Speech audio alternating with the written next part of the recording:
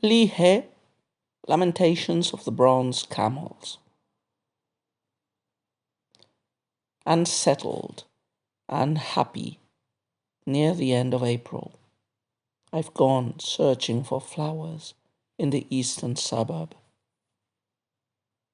Who's there to sing a song of farewell to spring?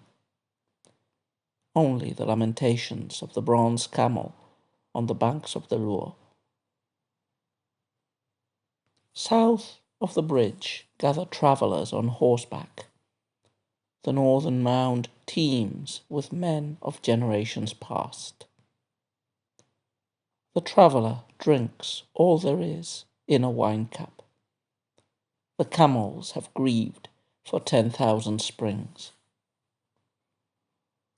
Don't toil in vain while living. The candle on the plate dies in the wind. Wearied of seeing peach trees all smiles, the bronze camels weep when night arrives. So we continue with another poem by Li He, of whom we've already included four in this series of gleanings on further poems that should have been perhaps included in the 300 Tang Poets anthology. So this poem by Li He needs a little bit of an introduction first. Well, it's a very typical Li He poem, as you might have perceived from the lugubrious, melancholy, sad tone. The topic of this poem is a melancholy view on the passage of time, which is exemplified by, as the title suggests, by bronze camels, which were two statues, it seems, that had been forged during the Han Dynasty, which would have been more than half a millennium before Li He's time, and which were located in an avenue which took their name, Bronze Camels Avenue, and which was the main thoroughfare, the main boulevard of the imperial city of Luoyang, starting from the gates of the imperial palace and going down, crossing over the Luo River, which divided the capital into two, and going south to different other areas and gates of the town. So very Li He-esque is the sad, brooding, melancholy tone of the poem. It connects a little bit, especially in its last section, with a typical carpe diem Western medieval idea of, enjoy life. That's also very Roman and Greek idea, which you find in a lot of elegiac poetry. Enjoy life while you can, because life is brief. And there's also this element of the past in it. So, as I said, this poem is located from the image of the bronze camels onwards. It's located squarely in Luoyang. Now, Luoyang was the eastern capital of the Tang Dynasty. In many aspects, it was similar to Chang'an. In many aspects, it was different. Like Chang'an, Luoyang had been an ancient capital, not exactly on the site in which it was built during the Tang Dynasty. So both Chang'an and Luoyang had been the seat of imperial dynasties for centuries. And there is a big contrast between them. That is, Chang'an and its area, Guangchong, has the advantages of being in an easily defensible region, blocked from the rest of China by high mountains with few mountain passes. So it's very good for building a base there and expanding west. Its problem, its isolation, and that its agricultural prosperity tended to decline with time. In fact, after the Tang Dynasty, the area was so ecologically and agriculturally desolate that it would never be able to house a powerful dynasty again. Luoyang was more to the east and therefore in a more central position, and the area around it was more economically prosperous, more agriculturally rich. It was in the Yellow River and not in an affluent. Well, actually, in the confluence of the Yellow River and the Luo, and it was close also to other important areas both in the north, northeast, north, like Hebei and Shandong, and towards the south, the area of the Yang River Valley. This is the area called Henan, and probably more exposed perhaps to attacks than other areas. It tended to be a capital in periods of greater peace, but also of military weakness for Chinese dynasties. Both Chang'an and Luoyang were not exactly in the same spots as the previous cities with the same namesakes, and both had been built by sovereigns of the Shui dynasty. Chang'an had been built under the name of Daxing Cheng by the founder of the Shui Wengdi, and Luoyang had been an important capital of some northern dynasties, but then had been destroyed, and was rebuilt by Wendi's successor, Yangdi, Shui Yangdi, the last emperor of the Shui dynasty.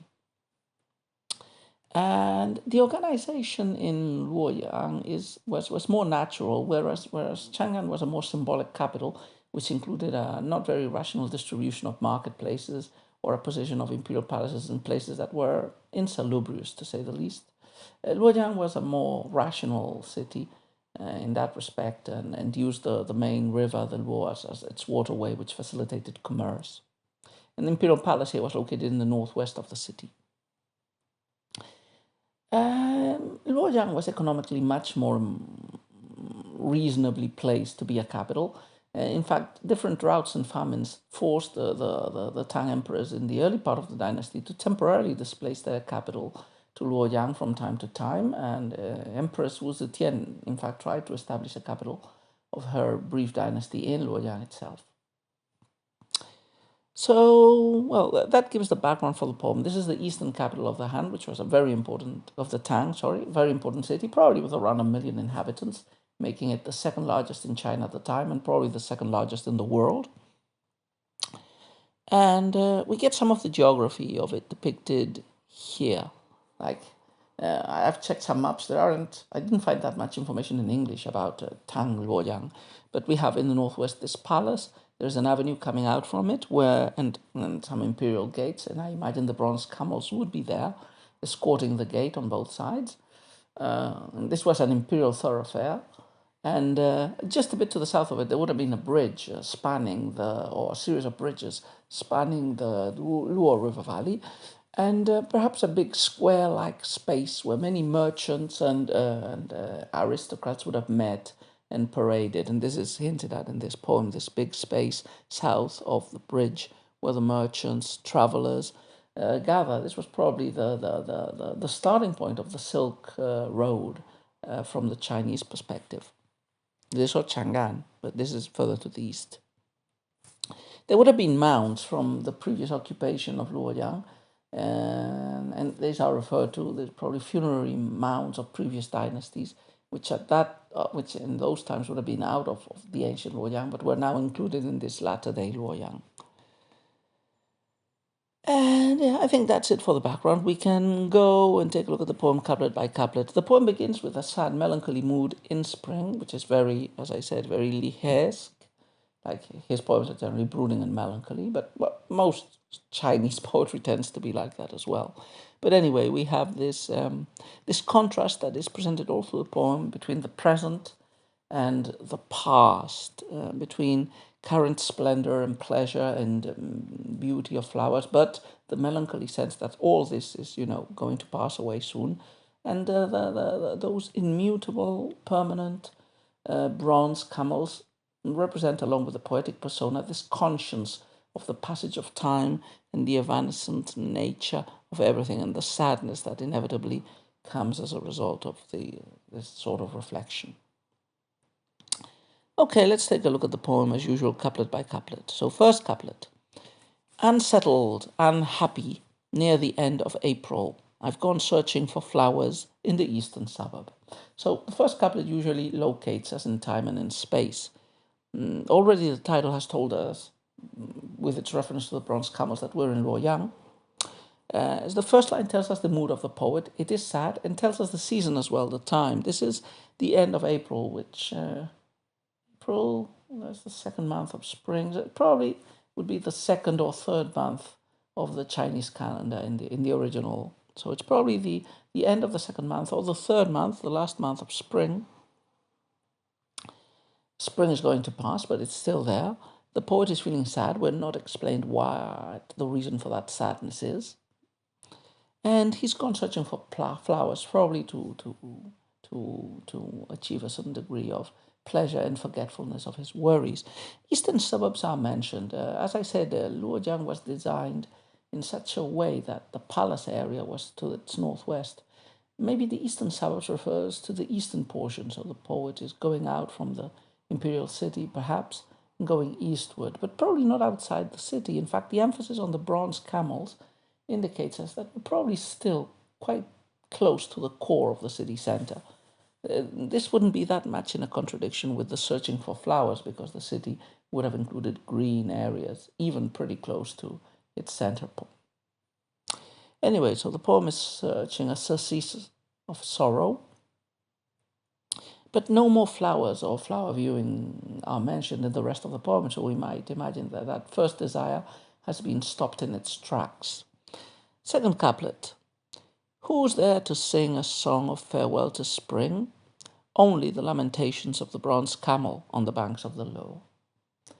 So the poet has moved on. Has he arrived at the eastern suburbs? Probably not, unless the camels are located in what is considered the eastern suburbs. And the poet is thinking, who is going to sing a sad song like this poem is? Who's going to be melancholy at this ending of the spring? And his answer comes in the form of a unique solitary figure, this bronze camel statue, one or two, maybe there's one on this side, which is the melancholy, brooding alter ego of the poet, who feels sadness at the passage of spring and who knows, because of thousands of seasons gone by, the sadness of, if not thousands of years, at least many hundreds of years. So this bronze statue is going to act as the focalizer for this ubi sunt, for this reminiscence of the past that has gone, along with all the generations cut by the passage of time. Third couplet. So now we begin with parallelistic couplets, as is typical in a poem of this sort. So we get contrast. So the third couplet is very clearly parallelistic. The fourth one also looks parallelistic. So next couplet. South of the bridge gather travellers on horseback. The northern mound teems with men of generations past. So the fourth line had presented as this unusual image of the camel in isolation, but the statue is in the middle of a bustling city. So this isolation, this loneliness of the statue can only be figurative. And in fact, the third couplet actually shows us a bustling city full of people, both the living and the dead, actually. So south of the bridge, just outside of the imperial precincts, but in the middle of the city, you have this big mass of people, travelers on horseback, which you might imagine would mostly be merchants, but you can also imagine aristocrats moving around in their horses. So south of the bridge is contrasted with the northern mound, which must be in this area as well, in the whereabouts, and which would have been a tomb from the past.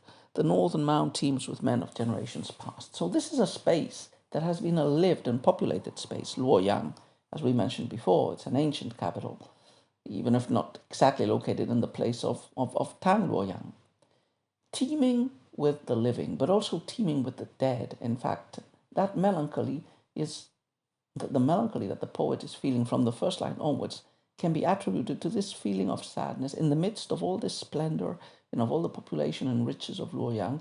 The poet can only think on the past, on those generations who have passed, on burnt capitals, ruined buildings, and the generations of the dead who lie quietly in their mounds, but are there, at least, in the physicality of the mound to evoke this absence, and in the physicality of this statue to evoke long-lost dynasties from 5 centuries into the past. So this couplet and the following ones both do the juxtaposition, one line about the present, one line about the past, one line current splendors, one line past glories.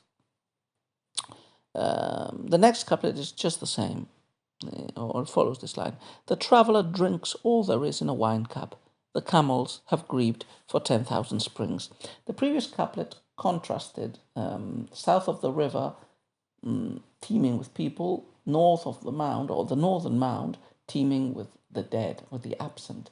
Here we get the contrast between the traveller, one traveller among the many, who is drinking wine and enjoying life, and the camel, who is melancholy, quiet, who is, well, the camels, not one, grieving for the passage of time. So there's this contrast there. Although it's not necessarily an antithetical contrast, like the person enjoying the wine is enjoying life and enjoying the present, but that does not preclude his acknowledgement, his perception of the passage of time. But anyway, present pleasures are contrasted with the sad memory of the passage of time.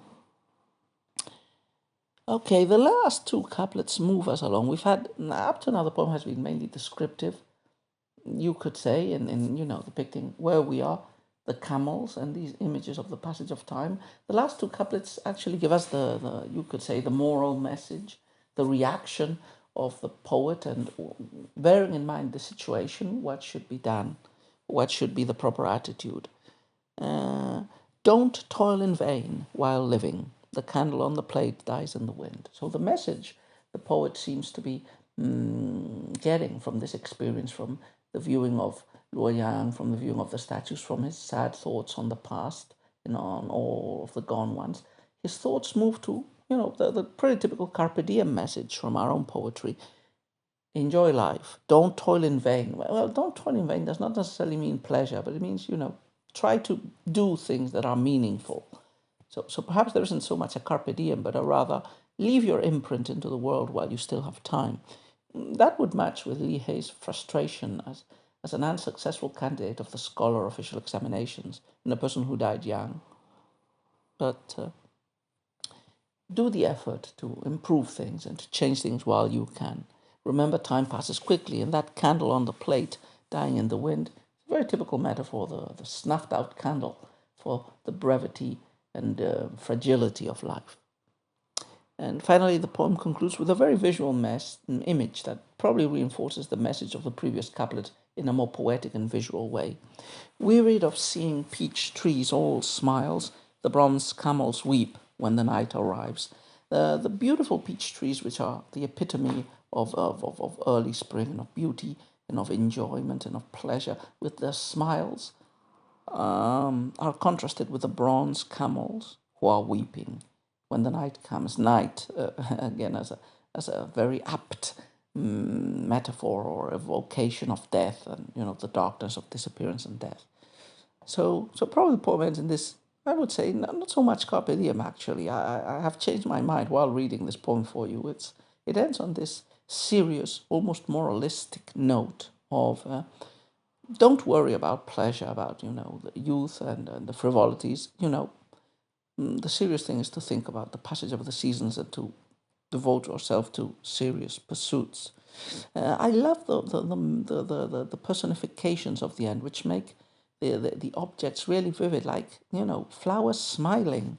The peach trees are all smiles. The beauty of their flowers is like a human smile. Also, the bronze camels are weeping. Obviously, they can't weep. You could imagine some cold dew depositing on them and looking like tears falling off from the camels. But anyway, lovely image and a lovely exemplary of the craft of Li He.